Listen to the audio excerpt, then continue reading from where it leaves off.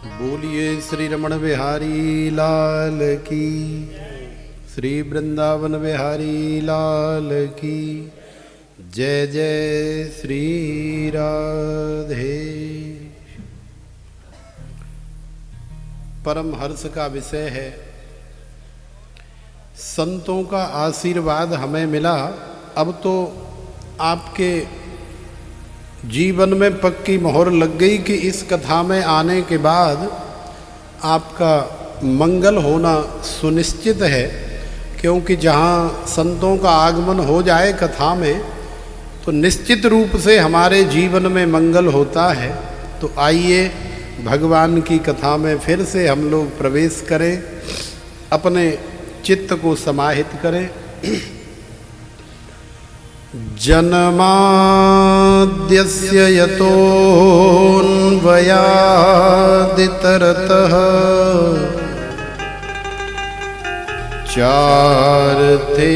चार्थेष्वभिज्ञस्वरा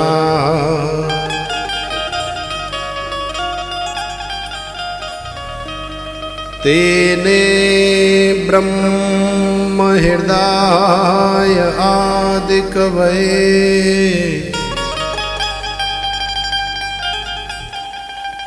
मुह्यन्ति यस्सूरयः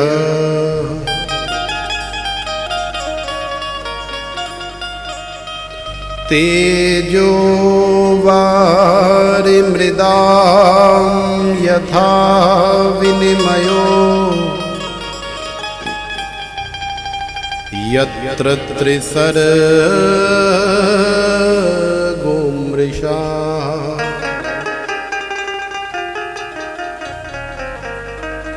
धाम्ना स्वेन सदा निरस्तकुहकम्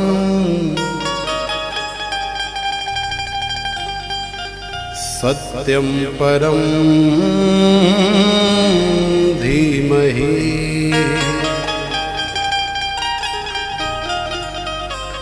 सत्यं परं धीमहि।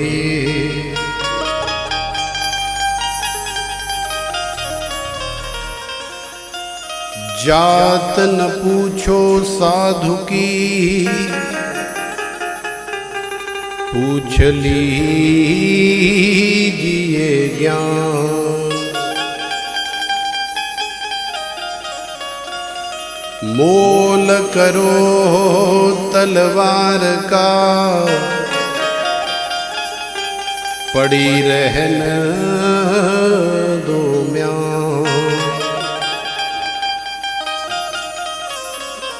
कितनी सुंदर बात है। हमें कोई संत मिल जाए तो हम लोग प्रश्नों की झड़ी लगा देते हैं, बुरी बात नहीं है, लेकिन कोई संत मिले तो प्रश्न कैसे करें, क्या पूछे। आजकल होता क्या, कोई हमारे पास आए या हम किसी के पास जाएं तो महाराज जी आपका शुभ नाम क्या है, सबसे पहले तो नाम पूछेंगे। चलो अच्छी बात है, कोई बुरी बात नहीं। महाराज जी आपको कितने वर्ष हो गए संत बने? क्यों, मतलब 20 साल से पहले क्या कोई संत नहीं होता है? मतलब ऐसे चेक करते हैं प्रैक्टिकली कि अगर 20 साल हो गए फिर तो ठीक है, फिर तो संत हैं, और नहीं 20 साल से नीचे हैं तो अभी संत नहीं है। महाराज जी आपको कितने वर्ष हो गए संत बने?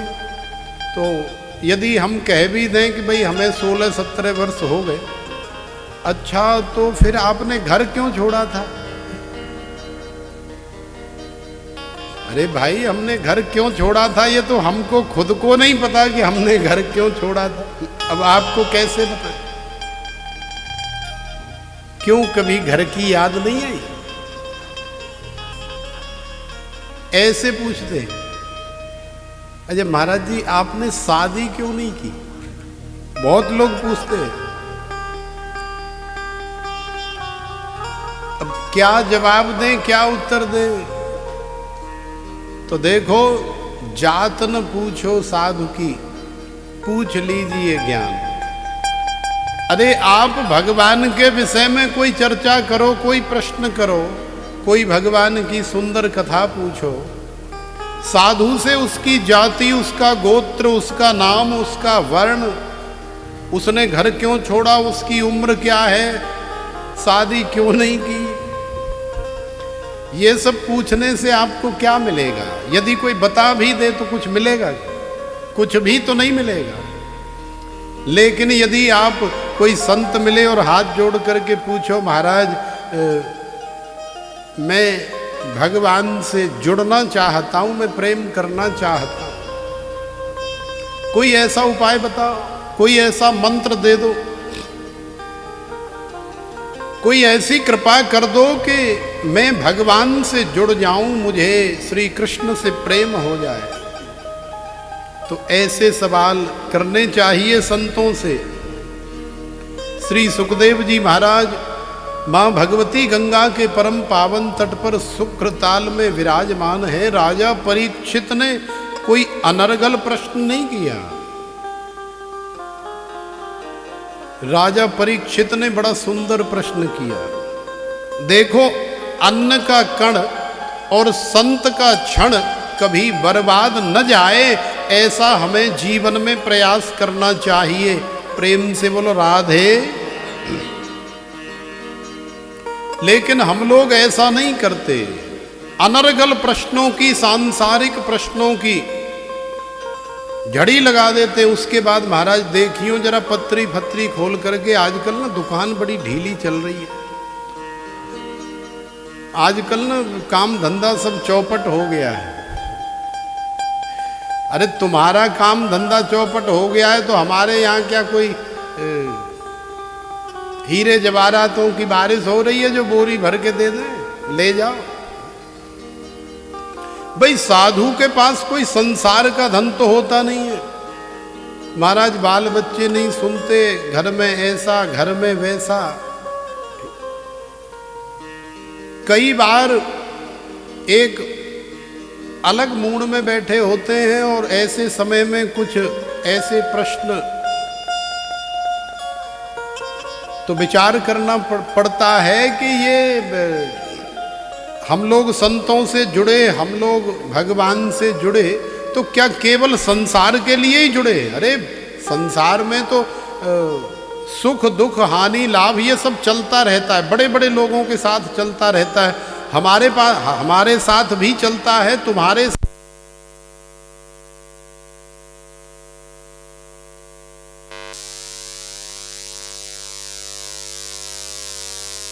सतयुग में तो तपस्या करने से भी जो फल नहीं मिलता, यत् फलम नास्ति तपसा।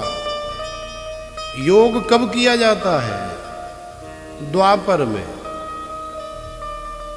भगवान श्री कृष्ण योगियों के योगेश्वर है।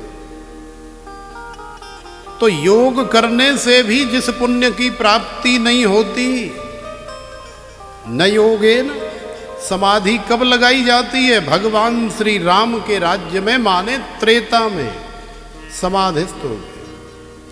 तो जो फल समाधि लगाने से भी त्रेता में प्राप्त नहीं होता, वही तत्फलम लभते सम्यक, माने तुरंत। कलौ केशव कीर्तनात्। इस कली काल में 10 मिनट भगवन नाम संकीर्तन करने से तुम्हें ऐसा अद्भुत पुण्य मिलता है जो न तपस्या करने से मिलता है, न योग करने से मिलता है, न साधना करने से मिलता है। वही फल, और कहो तो उससे भी अधिक फल तुम्हें केवल 10 मिनट भगवन नाम संकीर्तन करने से मिल जाता है। इसलिए आज हमारे बांके बिहारी रमण बिहारी नंद के लाला ने तुम्हारा 10 मिनट कीर्तन कराया कि नहीं कराया? और इतने दिन से 1 मिनट के लिए भी लाइट नहीं गई। आज 10 मिनट गई तो कीर्तन हो गया। प्रेम से बोलो राधे। तो इसी तरह से हमें समय कभी भी व्यर्थ नहीं जाने देना चाहिए, समय का सदुपयोग कर लेना चाहिए। राजर्षि परीक्षित ने श्री सुखदेव जी महाराज से प्रश्न पूछा कि मैं 7 दिन में चला जाऊंगा संसार से, तो मेरे जीवन के कल्याण के लिए क्या उपाय है। तो देखो श्री सुखदेव जी महाराज ने बड़ा सुंदर जवाब दिया। वरीयाने सते प्रश्न कृतो लोक हितो नृपः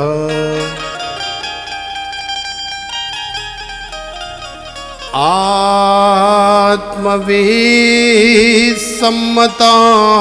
पुंसां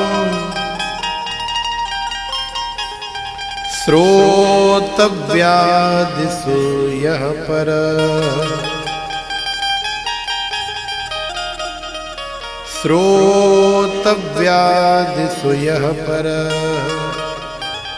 हे राजन, तुम्हारा प्रश्न बड़ा ही उत्तम है, और केवल उत्तम ही नहीं सर्वोत्तम है, क्योंकि आपने केवल अपने स्वार्थ के लिए पर्सनली नहीं पूछा, आपने समस्त संपूर्ण जगत के कल्याण के लिए पूछा है कि यदि किसी जीव के पास केवल 7 दिन का समय हो तो उसे ऐसा कौन सा उपाय करना चाहिए जिसके माध्यम से उस जीव का कल्याण हो जाए, इस भव सागर से बेड़ा पार हो जाए। इसलिए हम आपसे बहुत प्रसन्न हैं, बहुत प्रसन्न। क्यों? क्योंकि तुमने ये नहीं पूछा महाराज तुम्हारी शादी क्यों नहीं हुई।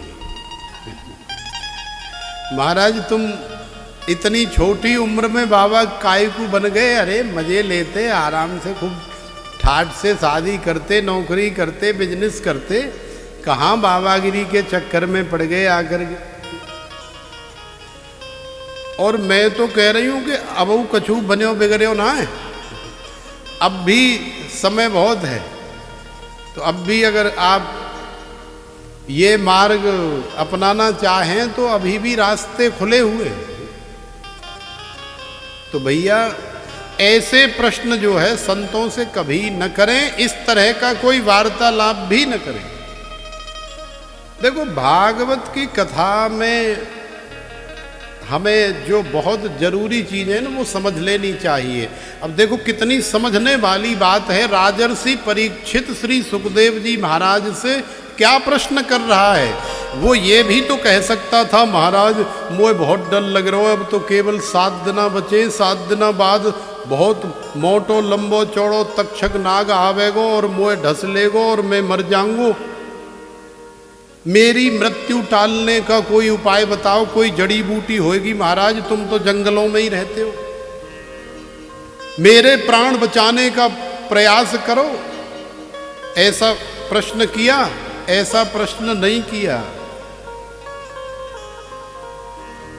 क्योंकि परीक्षित जानते हैं मरना तो सबको है ही एक दिन, लेकिन मरने से पहले वो काम कर लिया जाए जिसके लिए ये मानव शरीर धारण किया है। तो राजा ने कहा हे गुरुदेव मुझे कोई ऐसा उपाय बताओ। तो देखो श्री गुरुदेव ने कितना सुंदर उपाय बताया। बोले भगवान गोविंद की कथा श्रवण करो, भगवान गोविंद का कीर्तन करो, श्वास श्वास पर नाम जप, वृथा श्वास नहीं खोए, ना जाने या श्वास की आवन होए न होए। तस्माद् भारत सर्वात्मा भगवान ईश्वरो हरि, श्रोतव्य कीर्तितव्यश्च स्मरतव्यश्च चेच्यथा भयम्। हे राजन भगवान गोविंद की कथा का श्रवण करो, भगवान गोविंद की कीर्ति का बखान करो, दूसरों को समझाओ। अरे तू चल के देख तो सही एक बार कथा में कितना आनंद आता है। अरे तू चल तो सही बांके बिहारी रमण बिहारी के पास एक बार वृंदावन चल के तो देख कितना आनंद आता है।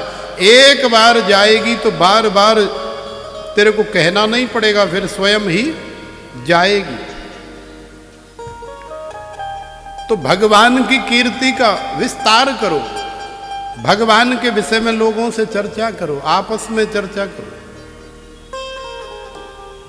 ऐसा करने से राजन मृत्यु का जो भय है, स्मर्तव्यश्च चेच्छता भयम, ऐसा करने से जीव, भाई संसार में सबसे बड़ा भय किसका है? सबसे बड़ा भय मरने का ही तो है। मैं मर जाऊंगा, मैंने इतना पैसा कमाया, इतनी बिल्डिंगें बनाई, इतने आदमी जोड़े, हे भगवान मैं मर जाऊंगा।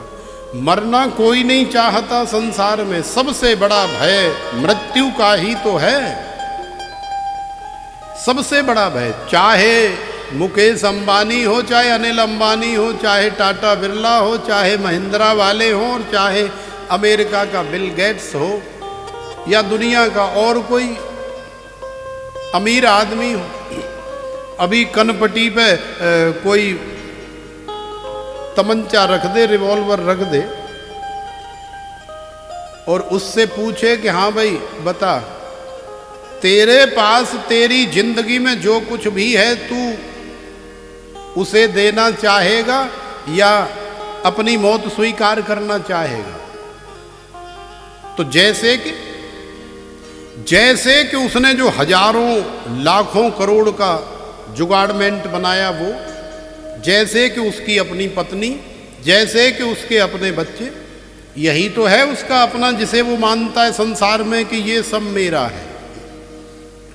और अब कनपट्टी पे लग गई और कोई पूछ रहा है बता तू मरेगा या देगा, तो वो क्या करेगा आप बताओ? वो मरेगा या सब छोड़ देगा? सब छोड़ देगा। क्यों? क्योंकि सबसे बड़ा जो भय है वो मृत्यु का है। वो ये सोच करके छोड़ देगा कि यार जान है तो जहान है, फिर खा लेंगे, फिर कमा लेंगे, और जा पत्नी तो मैं वैसी बो रह गऊँ, जाए तो जान दे, जाए तो कोई वैसी उठाए ले जाए तो बहुत बढ़िया है। कहूँ जाए कि मृत्यु तो ना है जे मेरी छाती पे बैठी रहती। तो देखो सबसे बड़ा भय संसार में मृत्यु का ही होता है। मरना कोई नहीं चाहता, चाहे उसका सब कुछ ले जाओ।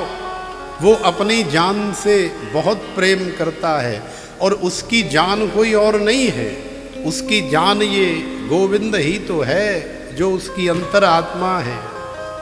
उसी से तो प्रेम करता है, लेकिन समझता नहीं है।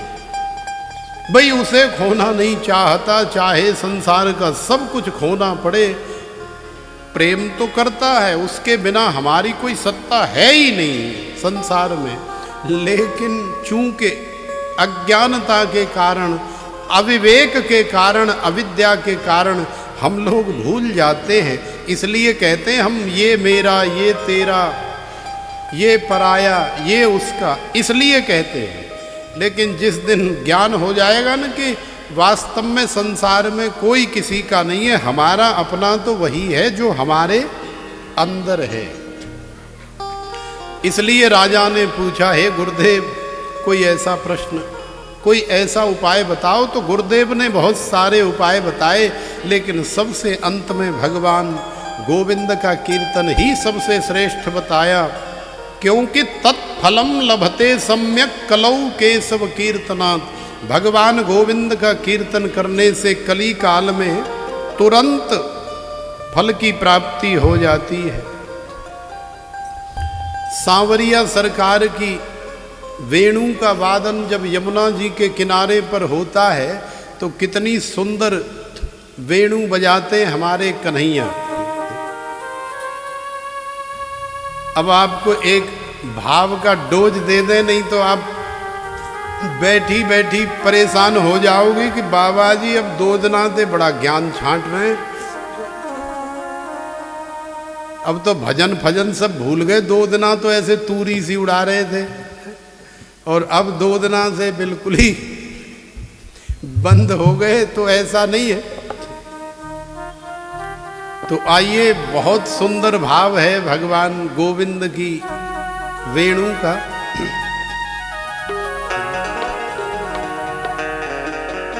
मीठी मेरे की मुरली बाजे, मीठी मीठी मेरे सांवरे की मुरली बाजे, ओहो बंसी बाजे, होकर श्याम की दीवानी राधा रानी नाचे। मीठी मेरे सांवरे की मुरली बाजे, ओहो मुरली बाजे, होकर श्याम की दीवानी राधा रानी नाचे। मीठी मीठी मेरे सांवरे की मुरली बाजे, ओहो बंसी बाजे, होकर श्याम की दीवानी राधा रानी नाचे। मीठी मीठी मेरे सांवरे की मुरली बाजे, आहा मुरली बाजे, होकर श्याम की राधा रानी नाचे।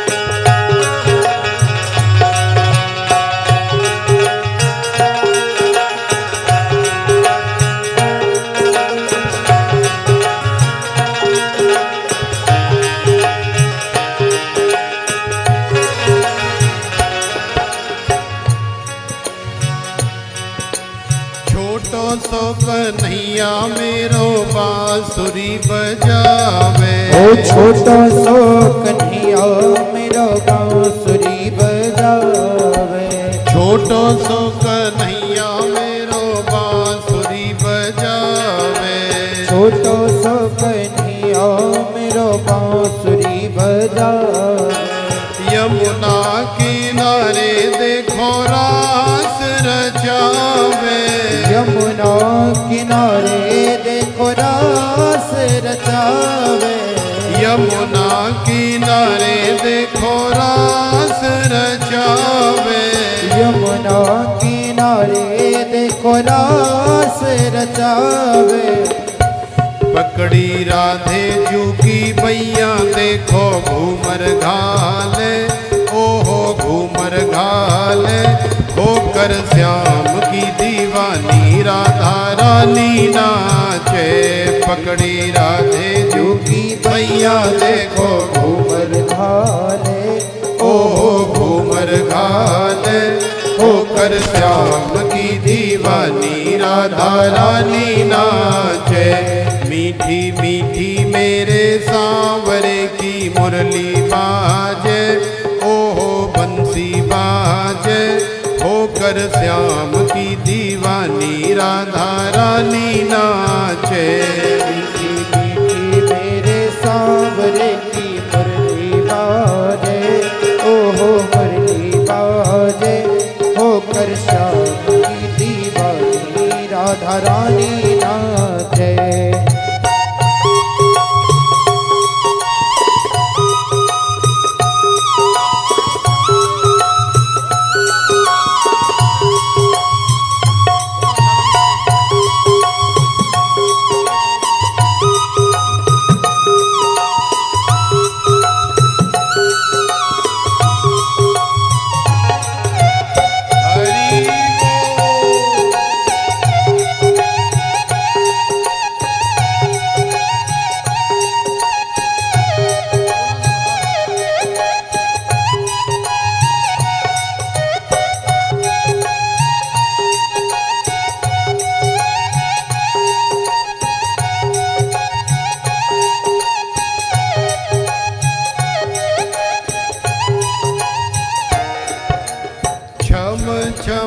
बाजे देखो राधे की पैंजनिया। ओ छम छम बाजे देखो राधे की पैंजनिया। छम छम बाजे देखो राधे की पैंजनिया। छम छम बाजे देखो राधे की पैंजनिया।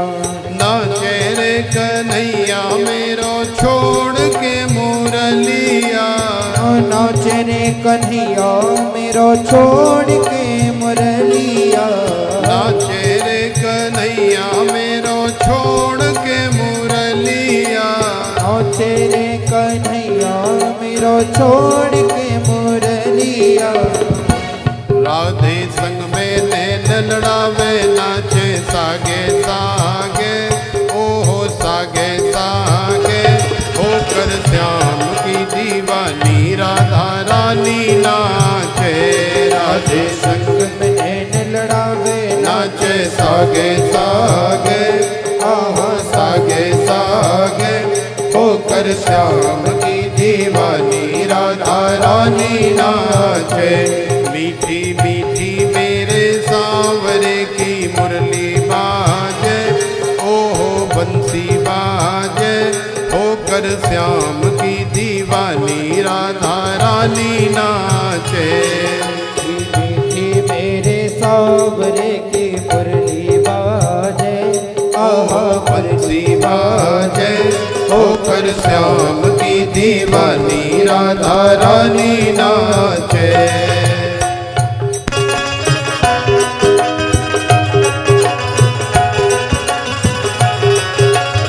हरि बोल।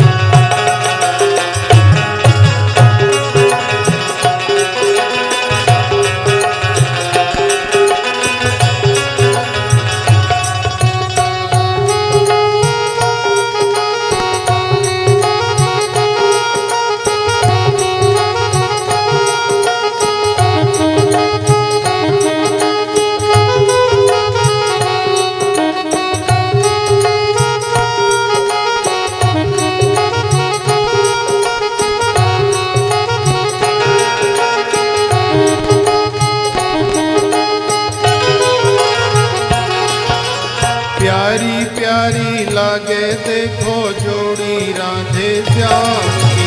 प्यारी प्यारी लागे देखो जोड़ी राधे श्याम की।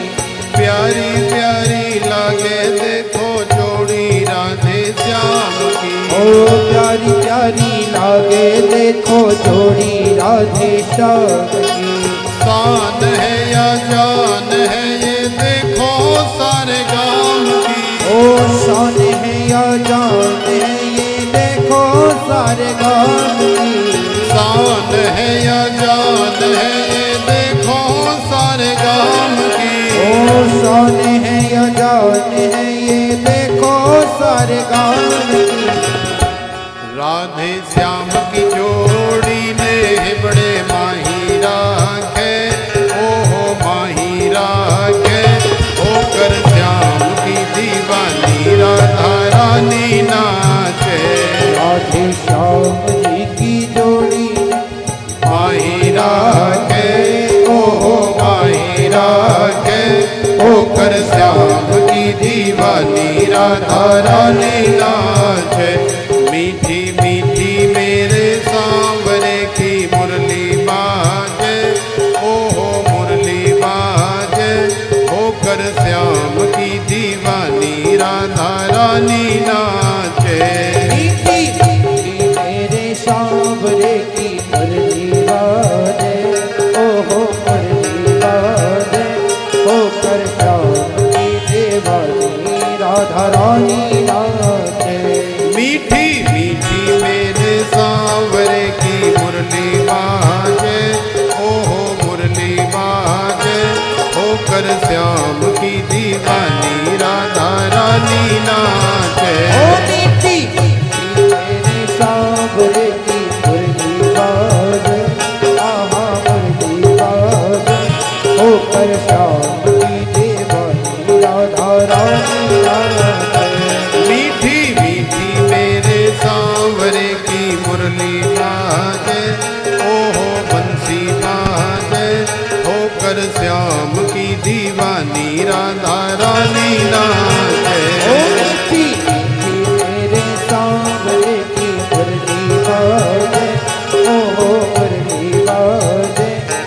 कर श्याम की दीवानी राधा रानी ना।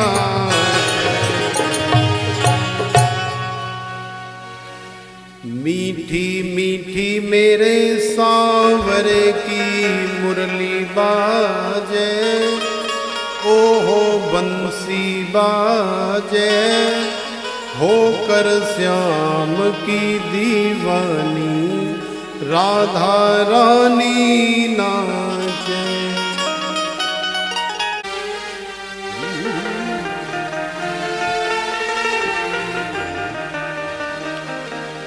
न जाने कौन से गुण पर दया निधि रीझ जाते हैं। कोई पता नहीं कौन सा तुम्हारा गुण भगवान को पसंद आए, इसलिए भक्ति करते रहो। न जाने कौन से गुण पर दया निधि रीझ जाते हैं। न जाने कौन से गुण पर दया निधि रीझ जाते हैं। न जाने कौन से गुण पर दया निधि रीझ जाते हैं। न जाने कौन से गुण पर दया निधि रीझ जाते हैं। यही सब संत कहते हैं, यही सब संत कहते हैं, यही सब ग्रंथ गाते हैं।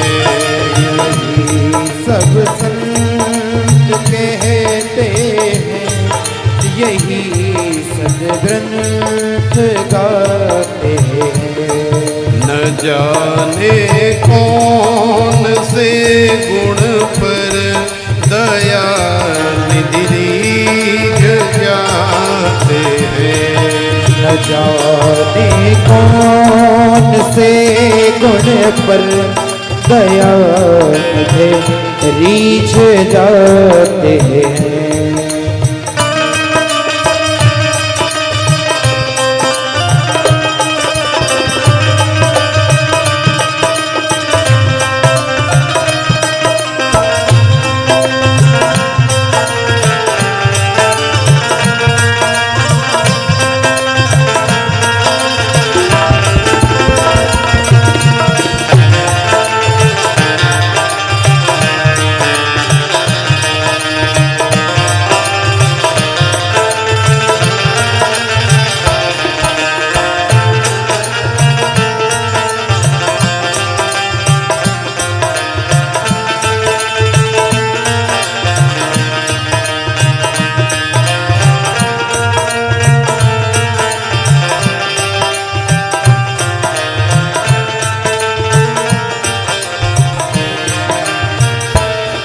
नहीं स्वीकार करते हैं निमंत्रण नृप दुर्योधन का। नहीं स्वीकार करते हैं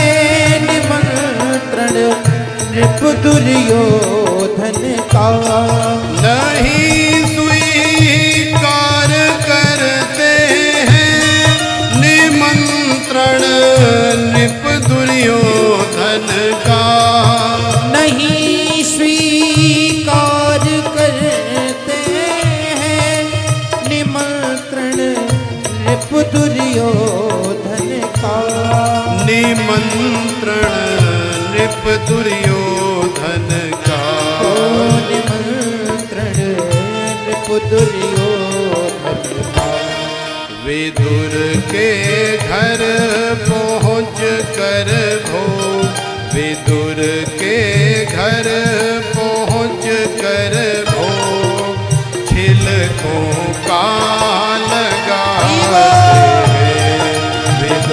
के घर पहुँच कर वो छिलकों का लगाते हैं। न जाने कौन से गुण पर, न जाने कौन से गुण पर दया निधि रीझ जाते हैं। न जाने कौन से गुण पर दया निधि रीझ जाते हैं।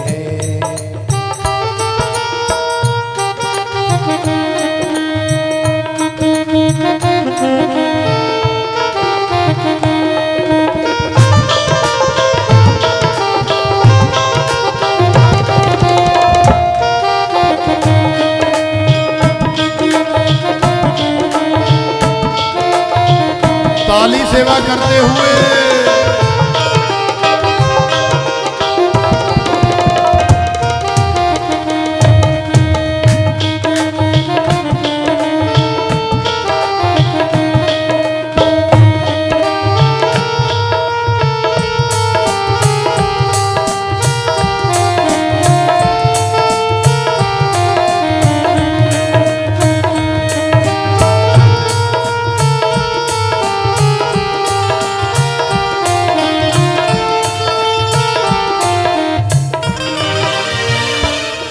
न आए मधुपुरी से गोपियों की दुख व्यथा सुनकर।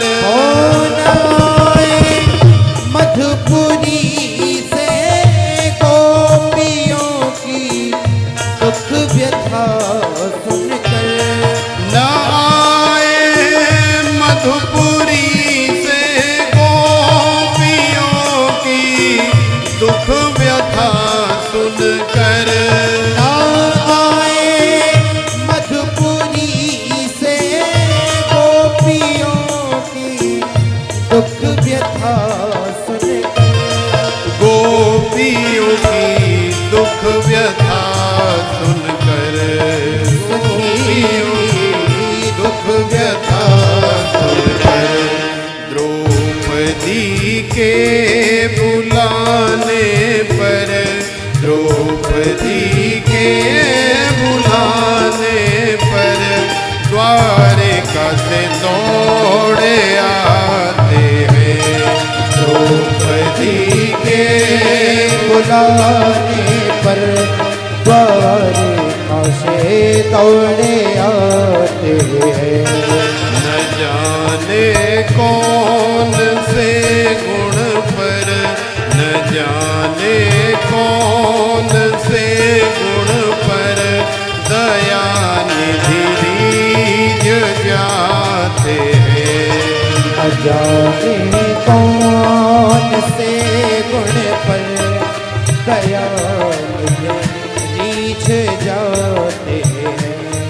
यही सब संत कहते हैं, यही सब संत कहते हैं, यही हरि भक्त गाते हैं।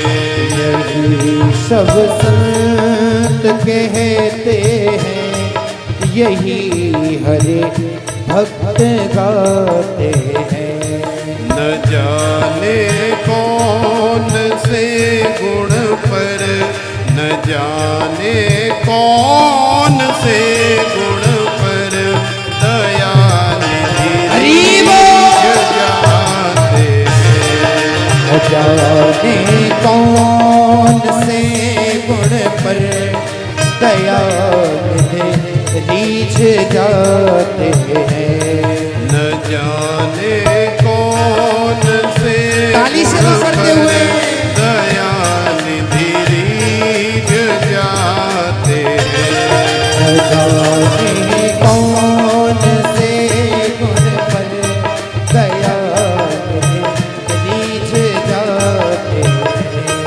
दया निधि रीझ जाते हैं। दया निधि रीझ जाते हैं। दया निधि रीझ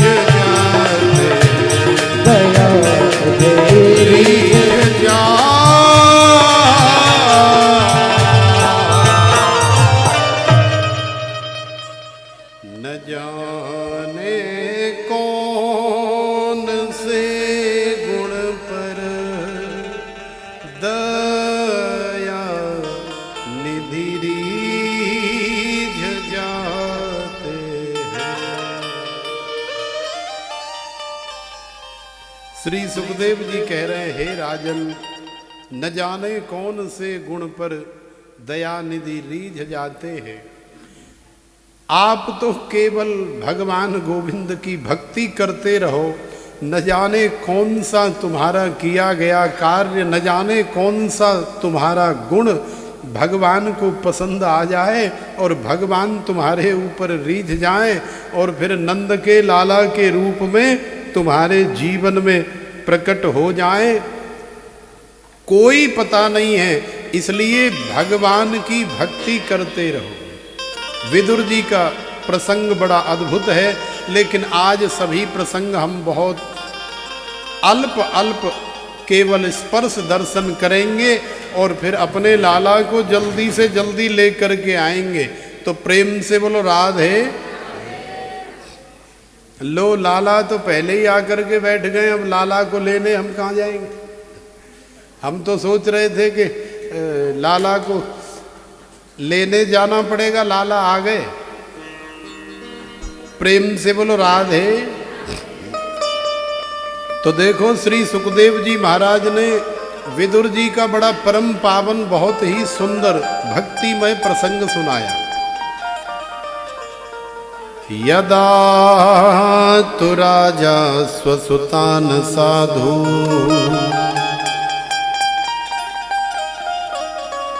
पुष्णन् धर्मेण विनष्ट दृष्टिः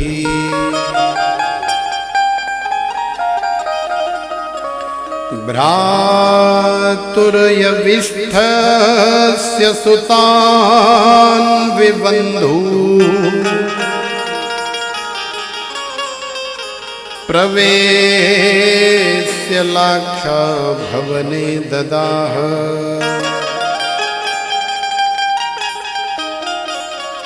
प्रवेश्य लाक्षा भवने ददाह।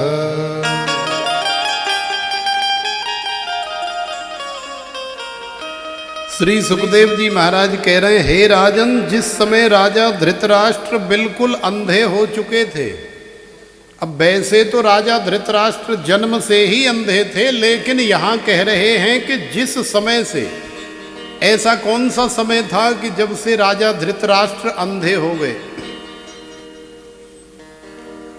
तो देखो, कहने का तात्पर्य ये है कि भले ही कोई जन्म से अंधा हो, ये कोई बड़ी बात नहीं है, लेकिन ज्ञान विराग नयन उर्गारी हमारे अंदर भी आंख होती है कि नहीं।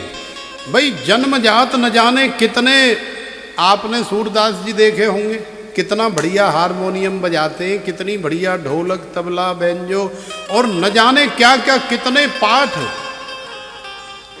अरे परम पूज्य पाद जगत गुरु श्री स्वामी रामभद्राचार्य जी महाराज को कौन नहीं जानता। जन्म से ही चक्षु नहीं है संसार वाले, लेकिन मजाल है किसी की कि ज्ञान विराग नयन उर्गारी, अंदर जो नेत्र उनके हृदय में लगा हुआ है। बाहर की फूट जाए बड़ी बात नहीं है, लेकिन अंदर की नहीं फूटनी चाहिए, क्योंकि अंदर की फूट गई तो भगवान की प्राप्ति नहीं होगी, तुम्हें ज्ञान नहीं होगा। धृतराष्ट्र की बाहर की तो जन्म से ही फूटी हैं, लेकिन अब कह रहे हैं कि जिस समय धृतराष्ट्र अंधे हो गए, वो कौन सा समय था जब उसकी अंदर की आंख फूट गई, तब वो अंधा हुआ।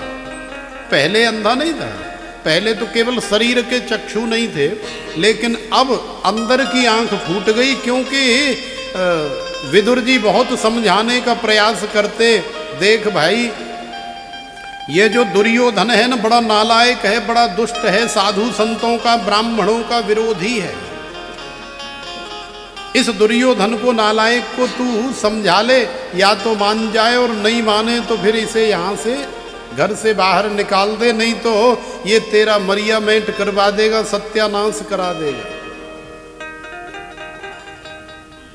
एक दिन विदुर जी धृतराष्ट्र को समझा ही रहे थे, अचानक दुर्योधन आ गया। दुर्योधन ने सुन लिया, देख लिया तो दुर्योधन आग बबूला हो गया। और जैसे ही विदुर जी बाहर आए तो सैकड़ों गालियां देने लगा।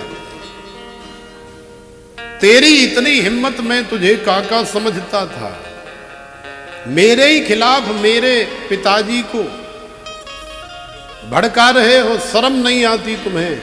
निकल जाओ यहां से, मैं यहां का राजा हूं, राज छोड़ करके और यहां से निकल जाओ। अब कहीं जाकर के जियो या मर जाओ, वो तुम्हारे ऊपर। तो देखो भगवान के भक्त को भाई संसार में कुछ मिले तो भी ठीक है और कुछ नहीं मिले तो भी ठीक है। माने कोई आदर कर दे तो भी ठीक है, अनादर कर दे तो भी ठीक है। इसलिए विदुर जी को ज्यादा कष्ट वेदना नहीं हुई। विदुर जी ने कहा ठीक है भैया, तुम्हारा राज है, तुम अपनी जेब में धर रखो, हम चले जाएंगे। तो विदुर जी बड़े प्रेम के साथ में, लेकिन ये दुर्योधन भूल गया है कि धर्मो रक्षति रक्षितः। विदुर जी धर्म का ही अवतार हैं, विदुर जी धर्म का ही स्वरूप है। क्योंकि कौरवों के यहाँ केवल और केवल अधर्म ही अधर्म है। यदि कोई धर्म के रूप में प्रतिष्ठित है मूर्ति, तो वो केवल और केवल विदुर जी ही तो हैं। विदुर जी के अलावा संपूर्ण कौरवों में कोई धर्म नहीं सिवाय अधर्म के। और धर्म केवल तभी तक टिका रह सकता है जब तक, अधर्म केवल तभी तक टिका रह सकता है जब तक उसे धर्म का सहारा मिले। केवल अधर्म नहीं चलता। लंका में भी तो ऐसे ही हुआ। लंका में भी अधर्म ही अधर्म है, निशाचर ही निशाचर हैं, लेकिन एक धर्म है जिसका नाम है विभीषण। तो देखो आज दुर्योधन ने अपने यहाँ जो एक धर्म है, उस एक धर्म को भी धक्के मार करके निकाल दिया। विदुर जी को कष्ट नहीं हुआ। विदुर जी ने तो बस अपना, उनके पास जो भी राजसी वस्त्र इत्यादि थे सब उतार दिए और अपने अस्त्र शस्त्र भी उतार करके देहरी पे रख दिए प्रणाम करके, और अपनी भार्या विदुरानी काकी को लेकर के चल दिए। लेकिन श्री सुखदेव जी महाराज कह रहे हैं, हे राजन, अनर्थ हो।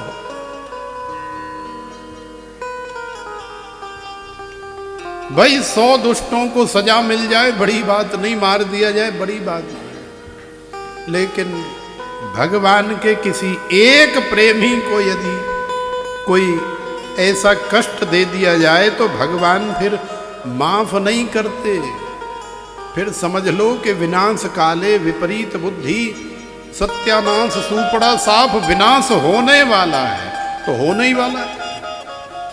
अगर विदुर जी कौरवों के साथ रहते तो शायद कौरव बचे रहते, क्योंकि विदुर जी कौरवों को मरने नहीं देते।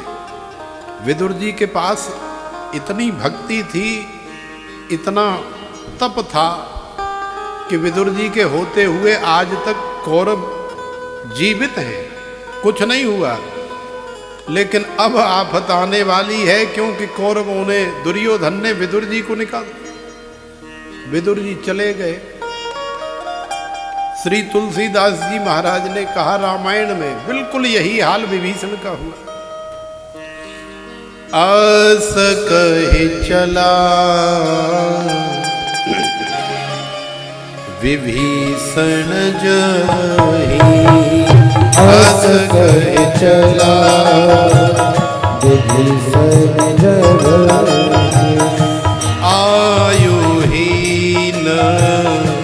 भय सब तबही, आयुहीन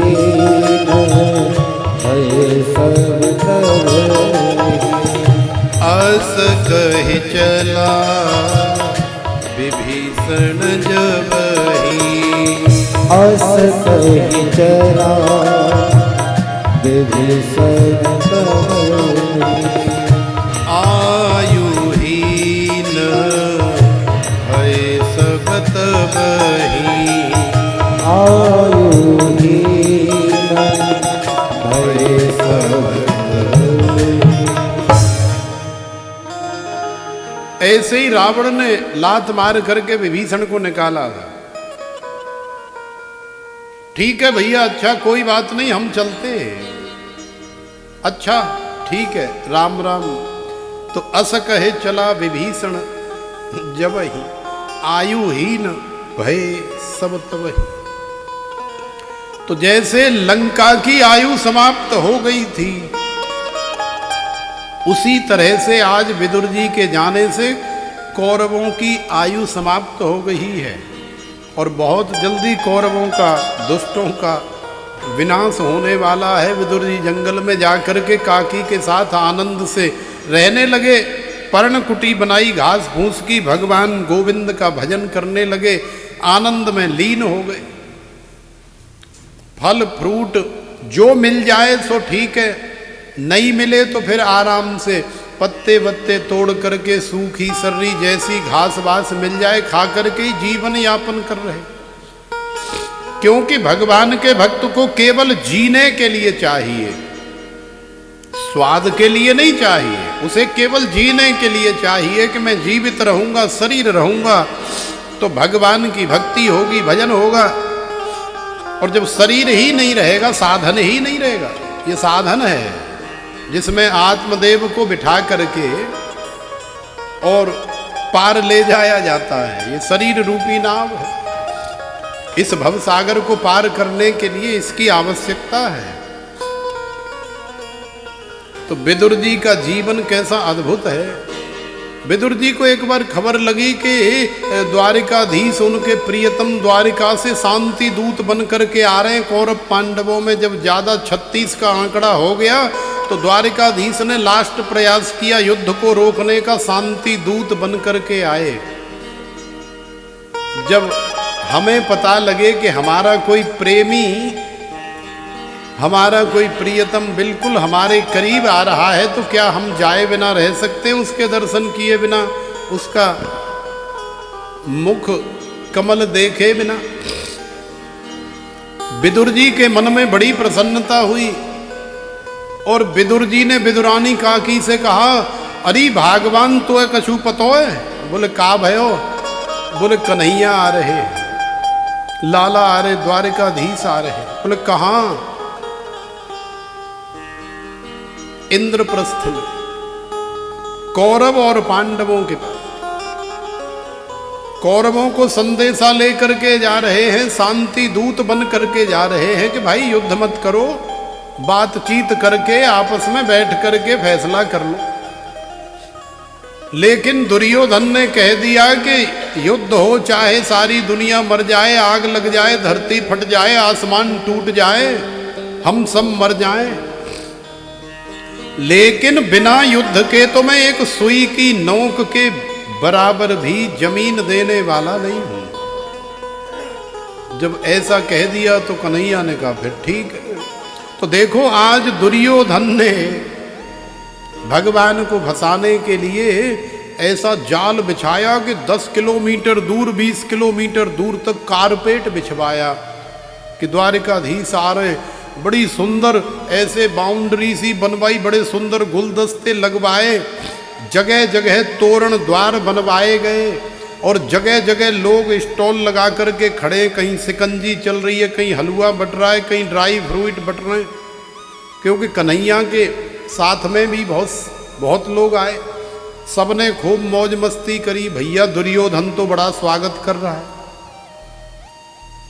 लेकिन दुर्योधन क्यों स्वागत कर रहा है, दुर्योधन क्यों, क्या चाहता है, ये तो हमारे गोविंद ही जानते, द्वारिकाधीश ही जानते। तो द्वारिकाधीश आगे की तरफ बढ़ते गए, दुर्योधन के मन की दशा को कन्हैया जानते हैं। विदुर जी ने विदुरानी काकी को बताया तो विदुरानी काकी पागल हो गई। विदुर जी कहने लगे, भगवान तू घर की तैयारी कर, वहां को कोई पतो ना है, क्योंकि न जाने कौन से गुण पर दया निधि रीझ जाते हैं। न जाने कौन सा गुण कन्हैया को पसंद आ जाए और वो सब दुनियादारी छोड़ करके और चला आए दौड़ा, तो हम एकदम से कैसे व्यवस्था करेंगे। इसलिए मैं जा रहा हूँ बाजार में, लाला के लिए कछु लड्डू, पेड़ा, बर्फी, इमरती मिठाई इत्यादि ले आऊं और तू जब तक ऐसा कर, घर में झाड़ू लगा ले, चौका लगा ले, बर्तन बर्तन मांज ले और तू नहा धो करके तैयार हो जा। तो देखो विदुर जी तो गए हुए हैं बाजार में लाला के लिए खोआ इत्यादि के लड्डू लेने के लिए, लेकिन पैसा तो जेब में है ना, और बाजार में उधार कोई दे नहीं रहा है, इसलिए इस दुकान से उस दुकान, उस दुकान से उस दुकान, न जाने कितनी दुकानों पे भटकते रहे। द्वारिकाधीश दुर्योधन ने बहुत बड़ी स्टेज बना रखी है द्वारिकाधीश के लिए। करोड़ों की संख्या में नर नारियां द्वारिकाधीश के दर्शन करने के लिए आए। देखें तो सही कन्हैया कैसो लगे हमारो द्वारिकाधीश बन के, राजा बन के। होता है कि नहीं?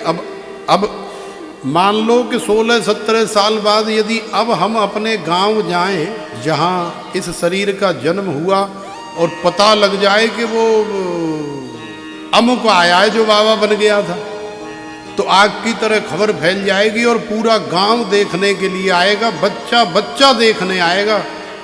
अरे भैया देख के तो आए वो कैसे बाबा बने। तो द्वारिकाधीश राजा बन गए, तब से देखे नहीं कितने वर्ष हो गए। करोड़ों नर नारी आए द्वारिकाधीश को देखने के लिए। उन्हीं करोड़ों नर नारियों के मध्य में धीरे से चुपचाप विदुर जी भी आए। लेकिन देखो,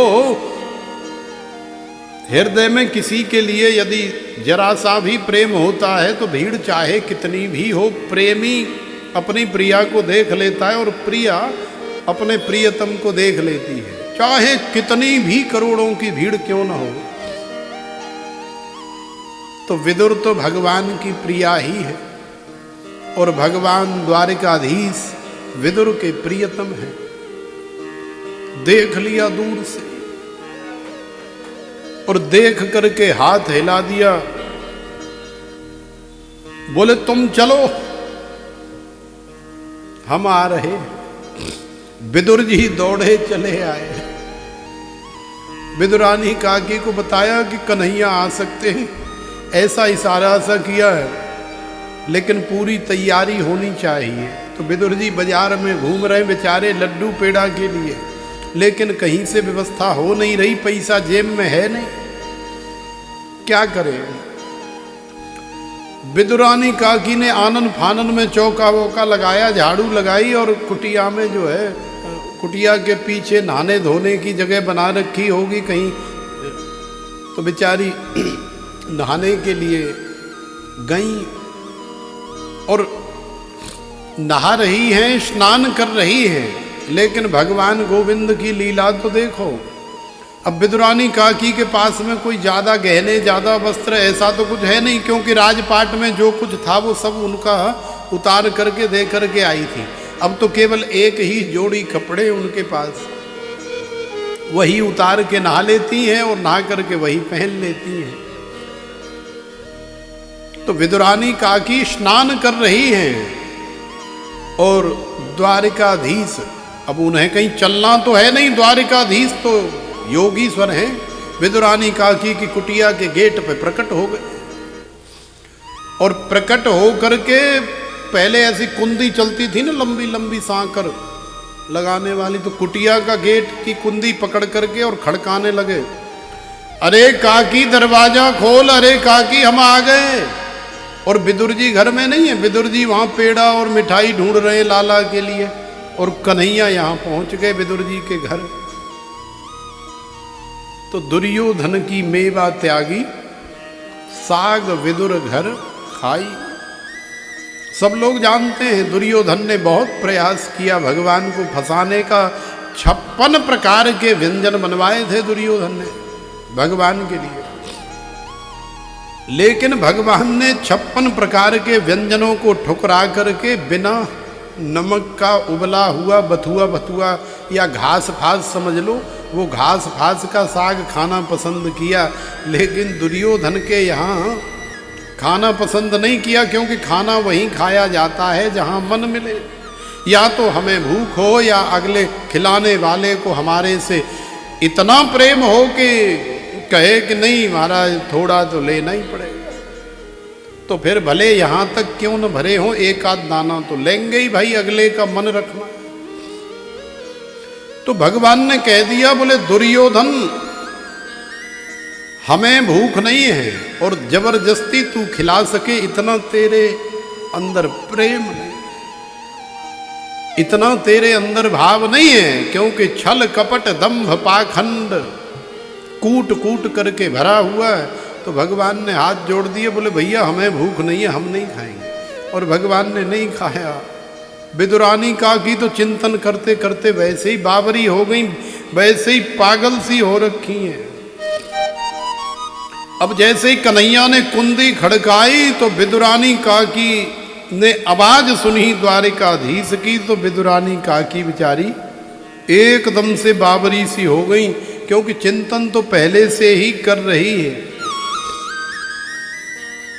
अब विदुरानी काकी तो कई बार ऐसी भी अवस्था हो जाती है, जो बहुत प्रेम में तल्लीन हो जाते हैं, वो अपने शरीर का भी भान भूल जाते हैं। तो काकी यही भूल गई कि मैं निर्वस्त्र हूं, मैं स्नान कर रही हूं। और जैसे ही कन्हैया का नाम सुना, अरे काकी दरवाजा खोल, हम आए यहां खड़े हैं कब से, और तू क्या कर रही है। जैसे ही द्वारिकाधीश का नाम सुना, उठ करके दौड़ी चली गई और जा करके गेट खोल दिया। द्वारिकाधीश ने देखा तो काकी के शरीर पर एक भी वस्त्र नहीं है। तो देखो ये काकी का सौभाग्य है। विदुरानी के लिए तो भगवान उसके छोटे से लाला ही हैं, क्योंकि विदुर जी काका हैं और द्वारिकाधीश उसके लाला है। तो द्वारिकाधीश ने अपना पीतांबर, जिस पीतांबर को हमेशा अपने शरीर पर, जो उनका अंग वस्त्र है, जिसे वो अपने शरीर से कभी अलग नहीं करते, पीतांबर भगवान ने न किशोरी श्री राधिका रानी को दिया और ना ही किसी अन्य ब्रजांगना को दिया, किसी को नहीं दिया। तो वही पीतांबर उतार करके द्वारिकाधीश ने विदुरानी काकी को उड़ा दिया, और उड़ा करके बड़े प्रेम से हृदय से लगा करके अंदर ले गए। 10 जगह बिठाया। बोले यहाँ नहीं द्वारिकाधीश, अरे लाला यहाँ तो गंदा है, तुम यहाँ बैठो, यहाँ से उठो यहाँ बैठो, यहाँ से उठो वहाँ बैठो। मैं कुछ खाने के लिए ला रही हूँ। तो बगल में केले का पेड़ खड़ा हुआ था, झुग्गा लटक रहे थे, केला भी वो आप जानते हैं कि पेड़ पे जल्दी पकते तो है नहीं, तो केला पके फके तो थे नहीं, केला भी ऐसे ही थे कच्चे से, तोड़ करके झुग्गा ले आई। तो वो कच्चे केला भी कन्हैया को नसीब नहीं हुए। ऐसी निहार रही है द्वारिकाधीश को देख करके कि ऐसे नुका नुका करके, और केला तो ऐसे फेंक रही है और केले के छिलके पत्तल में रख रही है, और कन्हैया भी नीचे नहीं देख रहे कि केला है या छिलका है। वो भी काकी का प्रेम देख रहे हैं। दोनों प्रेम के अंदर भाव विभोर होकर के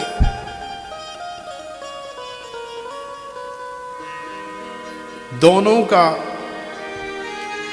एक ही रूप हो गया। जैसे कई बार बहुत भाव आ जाता है हृदय में, तो शरीर एकदम जल की तरह प्रवाहित हो जाता है। ऐसे लगता है जैसे शरीर तो है ही नहीं, है तो जल है। तो ऐसे ही भगवान द्वारिकाधीश और विदुरानी काकी की स्थिति हो गई। दोनों एक दूसरे को देख करके खो गए, और ऐसे खोए कि दोनों ही भूल गए। कन्हैया 25-30 केला के छिलका खा गए। काकी ने पूछा लाला कैसे लगे। अरे काकी इतने सुंदर केला तूने हमें खिलाए, शायद जीवन में हमने पहली बार खाए। क्यों? देखो एक बार भगवान से नारद जी ने पूछा था, बोले प्रभु बुरा न माने तो आपसे एक बात पूछें। बोले हाँ पूछो। बैकुंठ में पूछा था भगवान श्रीमन नारायण से। बोले आप राम जी बने, कृष्ण जी बने, बहुत अच्छी बात है, आपने अवतार धारण किया। लेकिन मैं आपसे जानना चाहता हूं कि जब आप राम जी बने तो सबसे बढ़िया सुंदर भोग आपको किसने लगाया? सबसे तो भगवान श्री हरि ने कहा कि नारद ये मत पूछो। बोले क्यों? बोले तुम मजाक समझोगे।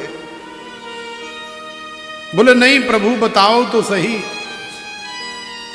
भाई दुनिया की दृष्टि में वो भले कुछ भी हो, लेकिन राम जन्म में जैसा भोग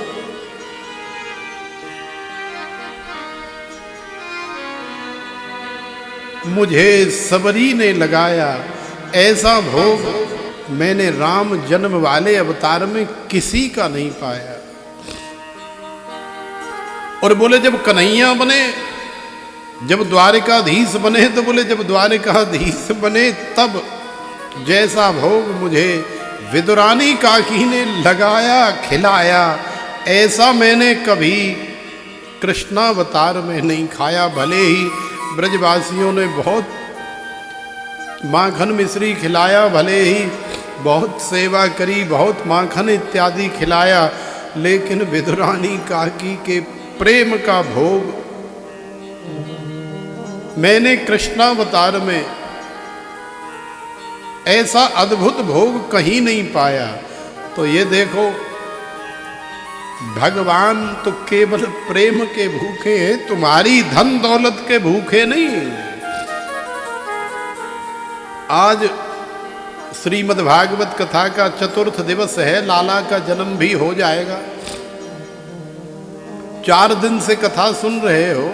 यहां आपसे किसी ने भी यहाँ रहने का, खाने का, पीने का, या आपसे कथा के लिए किसी ने कोई याचना की? कभी हमने आपसे कहा कि भाई आप अमुक सेवा करो? तन की मन की तो कही होगी कि भाई थोड़ा शरीर से सेवा करो, वो भी आप अपने लिए, हमारी नहीं। हम तो अपने आप कर लेंगे। ठाकुर जी ने अभी उस योग्य नहीं बनाया कि किसी दूसरे से सेवा कराएं। तो ये तो प्रेम का सौदा है, भगवान को प्रेम चाहिए। प्रेम का भूखा हूं मैं, प्रेम ही एक सार है, प्रेम से जो भजता मुझे तो भव से बेड़ा पार है, तो भव से बेड़ा पार है। तो देखो ये प्रेम का सौदा है, भगवान को प्रेम चाहिए। अपनी मर्जी से कोई जो मर्जी सेवा करे, लेकिन ठाकुर जी को केवल प्रेम चाहिए, बस प्रेम से ही वो रीझते हैं। तो प्रेम से बोलो राधे। और वो प्रेम कहाँ से मिलता है? वो प्रेम मिलता है संतों का संग करने से, संतों के आशीर्वाद से, संतों की सेवा करने से, संतों के सानिध्य से। बड़ा सुंदर सा भाव है, संतन के संग लाग रे। क्योंकि बिना संतों के संग लगे आनंद की प्राप्ति नहीं होगी।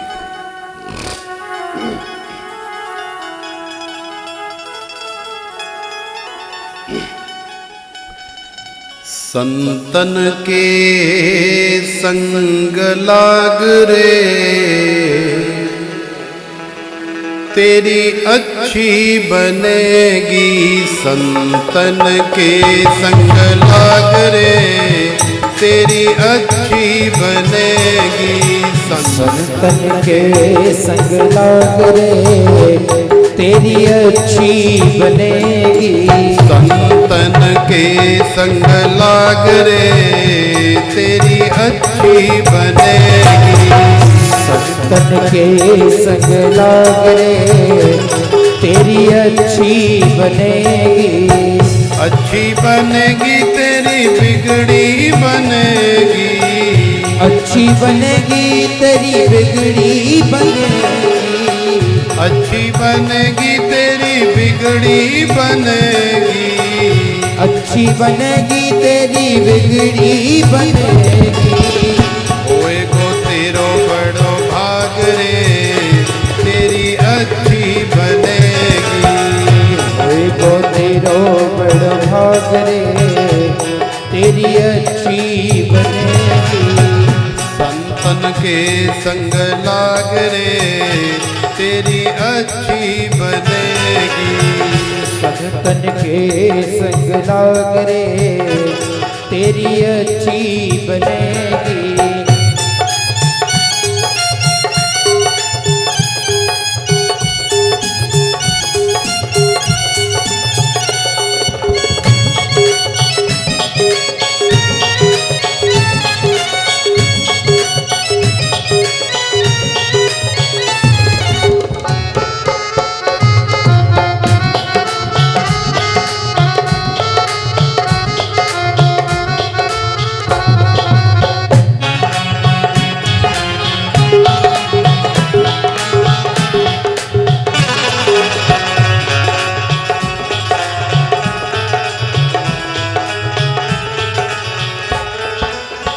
ध्रुव जी की बन गई प्रहलाद जी की बन गई। ध्रुव जी की बन गई प्रहलाद जी की बन गई। ध्रुव जी की बन गई प्रहलाद जी की बन गई।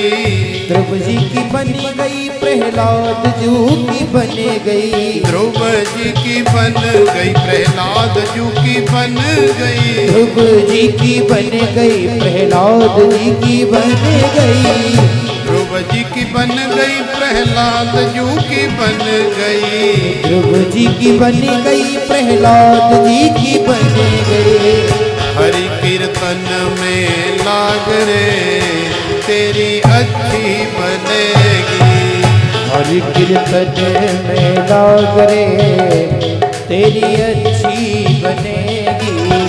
संतन के संग लाग रे तेरी अच्छी बनेगी। संतन के संग लाग रे तेरी अच्छी बनेगी। हरि बोल। ताली से बकर दो हरि बोल।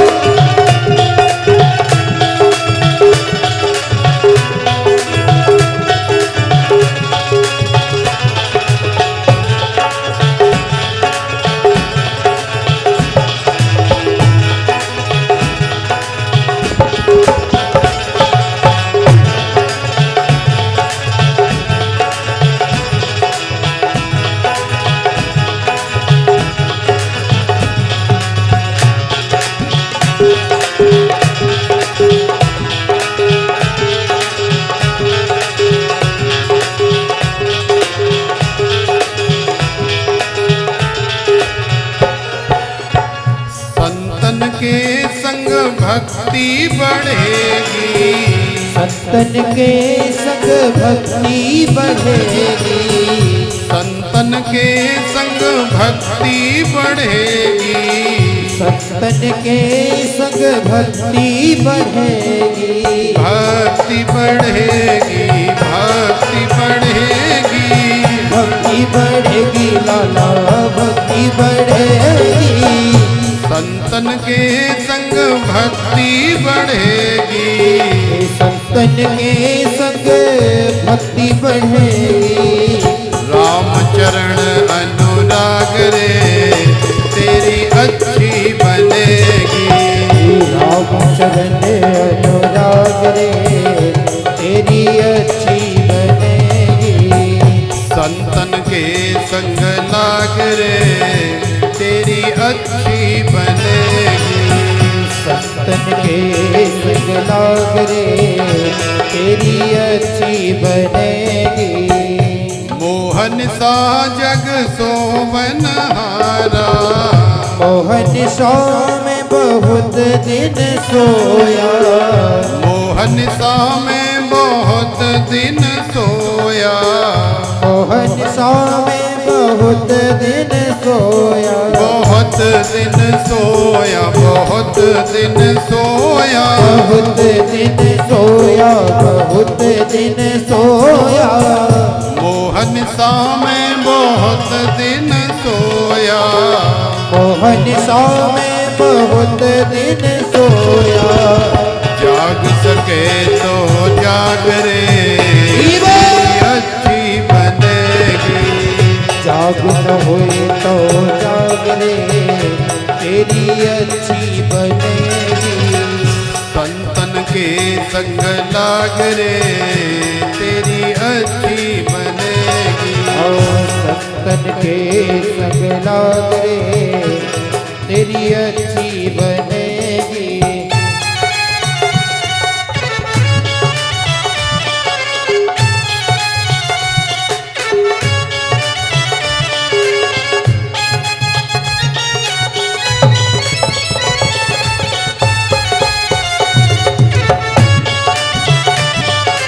संत भगवान की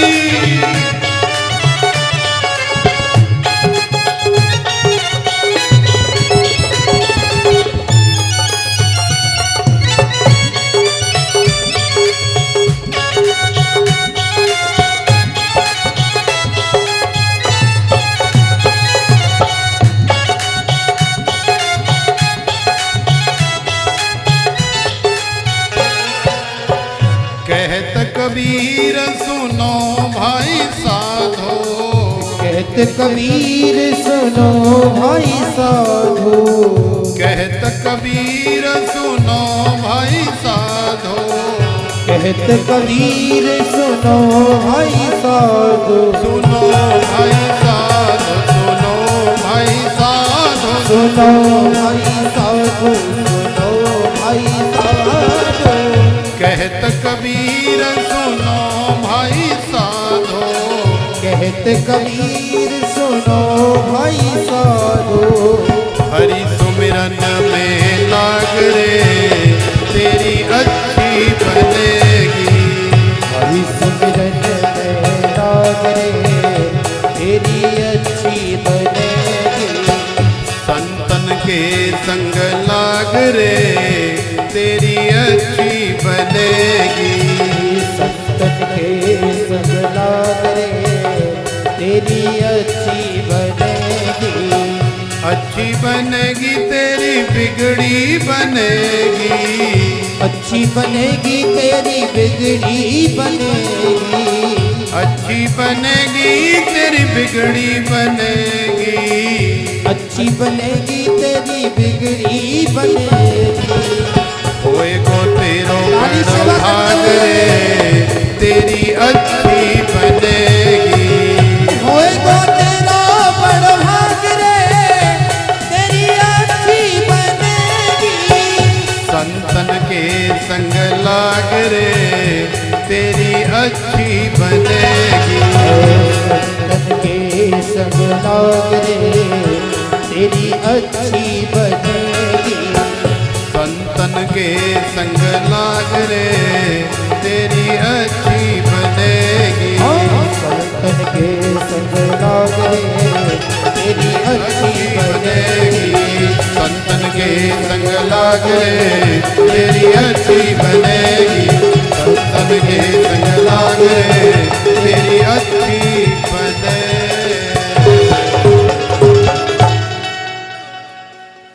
संतन के संग लाग रे तेरी अच्छी बनेगी। क्या उसके जीवन में मंगल हो जाता है, उसकी अच्छी अच्छी बनती चली जाती है और जिंदगी भर वो आनंद में रहता है। तो प्रेम से बोलो राधे।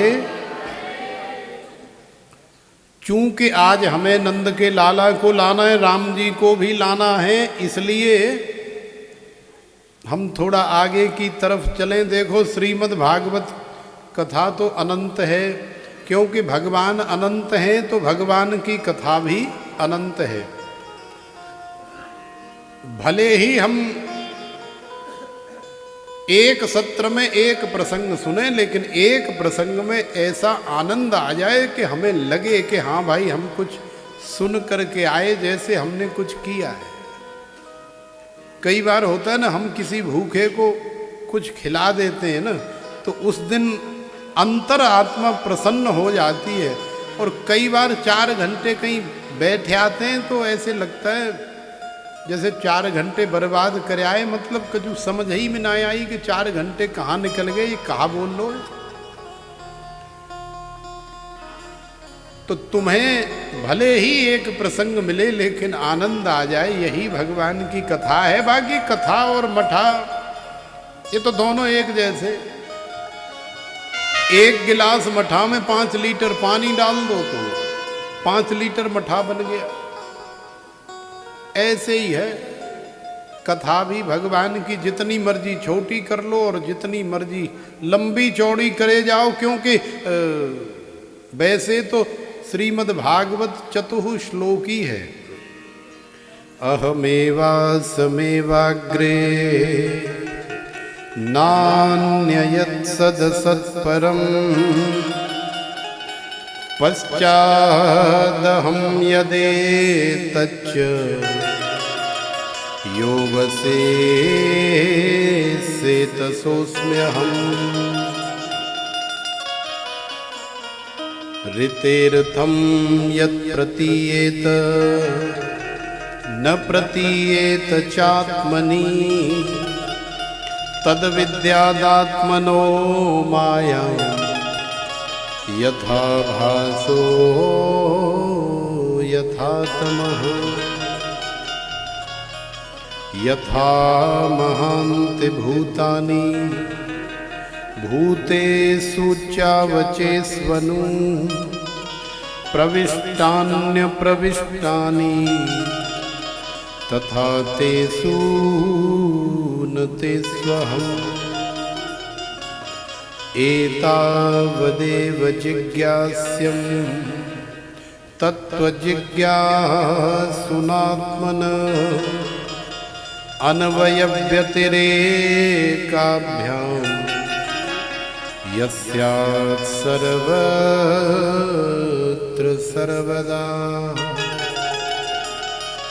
यस्यात् सर्वत्र सर्वदा।